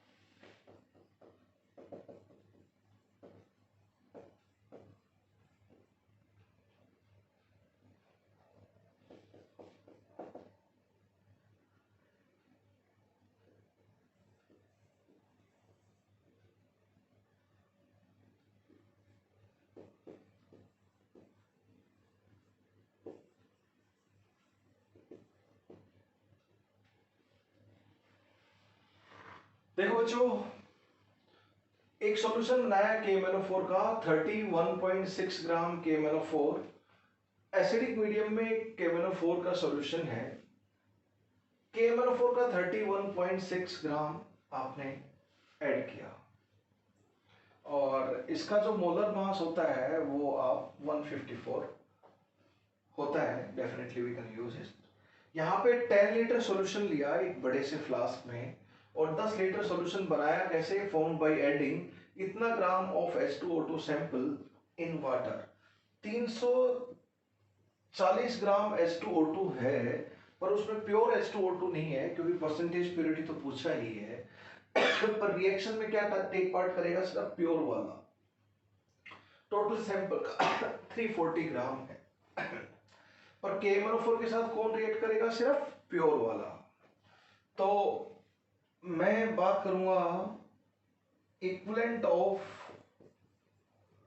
KMnO4 reacted is equal to equivalent of H2O2 pure. इसका एन फैक्टर आपका 2 है और इसका एन फैक्टर 5 है। बताओ इसके इक्विवेलेंट के लिए W/E फॉर्मूला लगाऊंगा। वेट ये है और इक्विवेलेंट वेट कितना है, मोलर मास डिवाइड बाय 5। ये तो इक्विवेलेंट हो गए इसके। उसका क्या हो जाएगा, H2O2 प्योर का मोल ऑफ H2O2 प्योर, या फिर उसका भी W/E लगा लो। W ऑफ H2O2 क्योंकि रिएक्शन में टेक पार्ट करेगा वो तो प्योर ही होगा, डिवाइड बाय एन फैक्टर 2 है तो W/E हमने लगा दिया। W/E फॉर्मूला इधर इक्विवेलेंट का लगाया, W/E ही उधर लगाया, वहां H2O2 के लिए यहाँ इतना। तो ये कितना हो गया बच्चों, this is divide by 5, 31.6 KMnO4 है तो इसकी वैल्यू तो 1 आ गई, दिस इज 1। तो W ऑफ प्योर H2O2 कितना आ गया, W of pure H2O2 is 17 gram. Pure H2O2 जो रिएक्ट करेगा वो प्योर ही होगा, तो इक्विवेलेंट किसके हैं, रिएक्टेड के हैं, तो ये प्योर ही होगा वेट इसका। तो परसेंटेज प्योरिटी क्या होगी सैंपल की, कितना प्योर है H2O2, 17 ग्राम। टोटल कितना है सैंपल, 340 ग्राम मल्टीप्लाइड बाय 100, तो ये वैल्यू कितनी आ गई बच्चों, 20। तो आपका आंसर आ गया 5%। आपका आंसर कितना आ गया, 5%। Percentage purity is 5%। अब वेट इतना आ गया आपका तो आप सब कुछ निकाल सकते हो। नॉर्मलिटी क्या होगी, नॉर्मलिटी क्या होती है, number of equivalent of H2O2 pure है ना, एक्चुअल मतलब प्योर का पूछा है, divide by volume in litre. Equivalent कितने हो जाएंगे, 17 ग्राम है प्योर का, डिवाइड बाय 17 ही है, वॉल्यूम कितना है 10 लीटर। H2O2 सॉल्यूशन का 10 लीटर था आपका, तो इक्विवेलेंट 17 ग्राम है उसके 10 लीटर में, तो ये 1/10 इक्विवेलेंट पर लीटर आपका नॉर्मलिटी हो गया। नॉर्मलिटी 1/10 है प्योर की, एक्चुअल पूछी है, तो वॉल्यूम स्ट्रेंथ कितनी हो जाएगी, 5.6 मल्टीप्लाइड बाय नॉर्मलिटी, तो ये हो गया 5.6 मल्टीप्लाइड बाय 1/10 यानी कि 0.56 V आपका वॉल्यूम स्ट्रेंथ हो गया। तो वॉल्यूम स्ट्रेंथ भी आ गया H2O2 सॉल्यूशन का, दैट्स ऑल। तो आप कैलकुलेशन मत करो उसमें, वॉल्यूम स्ट्रेंथ में वॉल्यूम स्ट्रेंथ पूछा हो तो मोलरिटी नॉर्मलिटी में सब कुछ करो, लास्ट में कन्वर्ट कर दो उसको। x is equal to 5.6 multiplied by n और x is equal to 11.2 multiplied by m को यूज करते हो, बाकी वैसे यूज करो जैसे आप कर रहे हो मोलरिटी और नॉर्मलिटी में। तो यहाँ पे एक रिलेशन ध्यान रखना है, x is equal to 5.6 multiplied by n और n फैक्टर 2। तो बस मोलरिटी नॉर्मलिटी में पूरी कैलकुलेशन करो, वॉल्यूम स्ट्रेंथ दे रखा तो कन्वर्ट कर लो उसको, मोलरिटी नॉर्मलिटी में और फिर कैलकुलेशन स्टार्ट कर दो, या फिर मोलरिटी नॉर्मलिटी में कैलकुलेशन करो, वॉल्यूम स्ट्रेंथ पूछा है तो लास्ट से लास्ट में कन्वर्ट कर दो using the formula x is equal to 5.6 multiplied by n और x is equal to 11.2 multiplied by m considering H2O2 का n फैक्टर 2। क्यों? क्योंकि इन दोनों न्यूमेरिकल में H2O2 का n फैक्टर K-4 के साथ इन सब में 2 ही है। देखो आप ये सब नो, इसलिए हम 2 लेके चलते हैं फॉर कैलकुलेशन H2O2 का n फैक्टर। उस रिलेशन में भी जो volume strength x is equal to 5.6 multiplied by n को x is equal to 11.2 multiplied by m लिखते हैं तो n फैक्टर 2 इन्वॉल्व होता है। क्यों? क्योंकि n फैक्टर 2 ही न्यूमेरिकल में जैसा कि आपने देखा काम आता है।